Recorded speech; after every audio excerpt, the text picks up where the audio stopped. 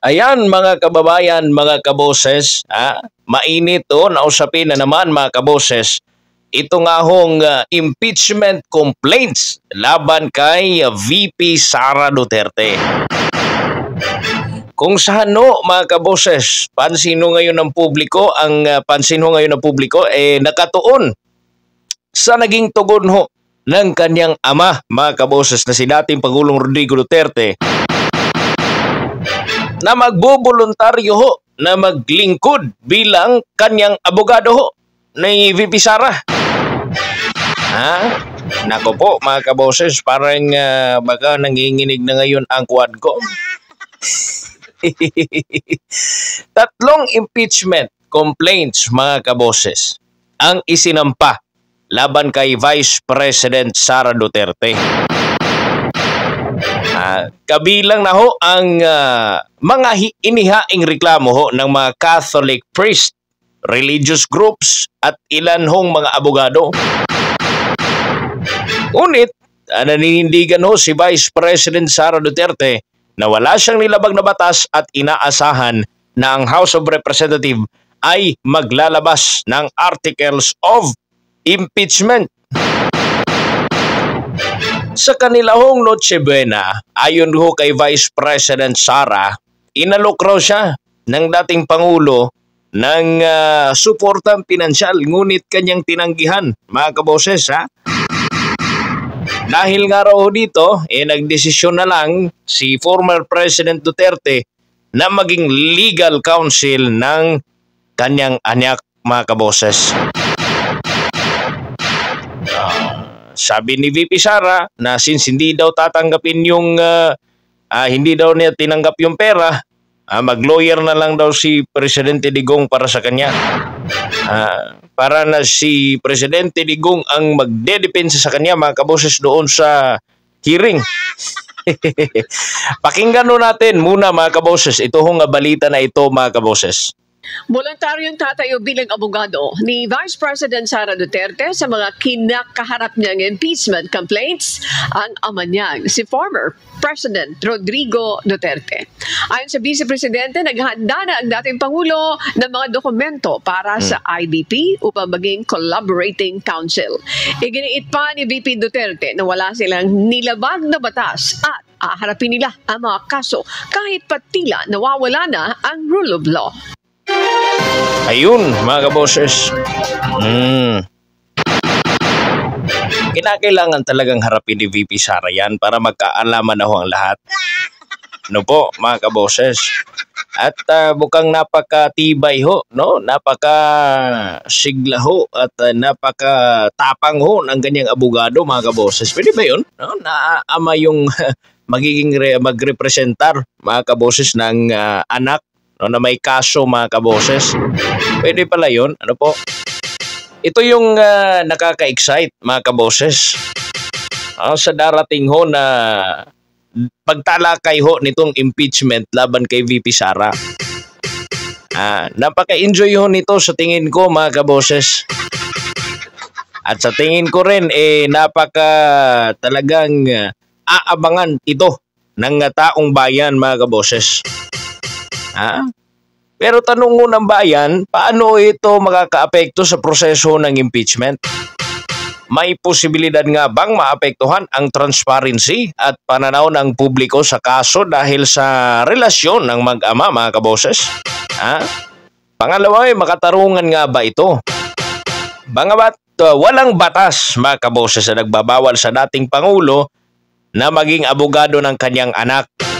Ito ba ay nagpapakita ng conflict of interest o implikasyon ng pampulitikang impluensya? Pero sa tingin ko, mga kaboses, siguro wala na pong ibang pinagkakatiwalaan si Vice President Sara Duterte.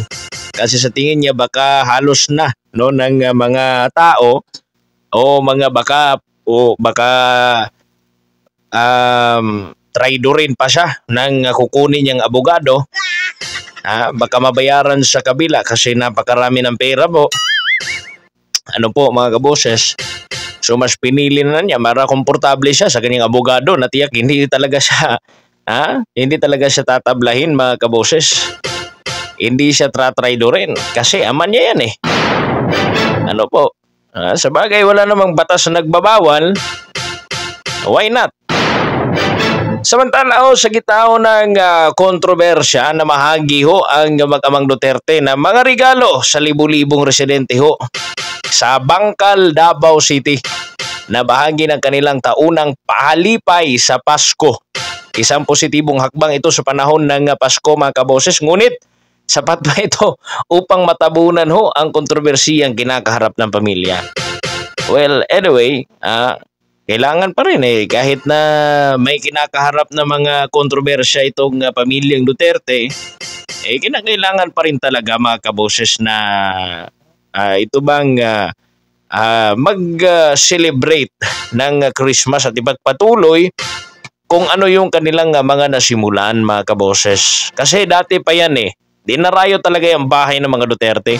Munting bahay lang po yan ng mga Duterte mga kaboses. Ancestral yan. Meron po yan mga kaboses. At saka marami rin ang talagang makakatanggap. Wala uuwing luhaan dyan. Noon pa yan. Tradisyon yan ni former President Rodrigo Duterte. Pumupunta nga rin ito si former President Duterte doon sa House of Hope sa Southern Philippine Medical Center sa SPMC ng Davao. Kasi yan yung pinaka-love niya talaga, yung mga cancer patients. So lalo na mga bata, yung nandyan mga kaboses sa House of Hope. Pinupuntahan yan ni former President Rodrigo Duterte. Taon-taon mga kaboses, lalo na kapag siya yung mayor. Mahal niya yung Davao. Walang umuwing luhaan dyan dahil kay Mayor Duterte. Mga kaboses. So, still, nakikita natin, talagang resilient yung pamilyang Duterte. Sa likod ng mga kontrobersyang binabato sa kanila, hindi sila nagpatinag kahit na stress na. Patuloy pa rin sila mga kaboses sa paglalapit doon sa taong bayan. Mga kababayan, ang usapin ng impeachment ay hindi lamang personal na issue, kundi isang pambansang issue. Nararapat na maging patas, transparent at maayos ang proseso upang maipakita ang tiwala ng mamamayan sa ating sistema ng hustisya. Kinakailangan yan, mga kaboses. Ang pagiging ama ni dating Pangulong Duterte kay VP Sara ay hindi maikakailang mahalaga. Ngunit, dapat nga bang umiral ang kanyang tungkulin bilang abogado sa gitna ng isyong ito? Ano pagnilayan natin? Ang impeachment complaints ay dapat magsilbing paalala sa lahat ng opisyal ng pananagutan sa bayan ay higit sa personal na relasyon o ugnayan mga kaboses. Panawagan natin sa ating mga kababayan, akusasyon pa naman yan aligasyon pa yan doon na VP Sara. Ngunit magbantay tayo mga kababayan.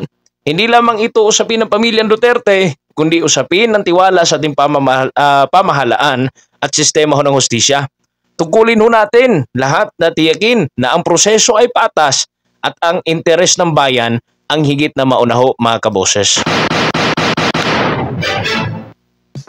Ano ang opinyon nyo mga kaboses? Magbahagi ng inyong saloobin at patuloy tayong magtanong para sa ikabubuti ng ating bayan mga kaboses. Ay comment nyo dyan sa baba, wag lang kayong mag-away mga kaboses. Maraming salamat pala kasi umabot na tayo ng 400 subscribers.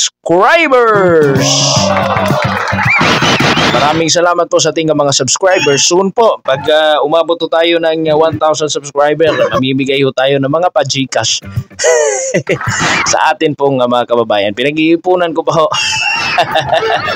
mga kaboses. Pero maraming thank you sa lahat ng taga-suporta ng Vox Populi PH. See you po sa susunod po na vlog natin mga kaboses. God bless po sa inyo lahat. Bye-bye.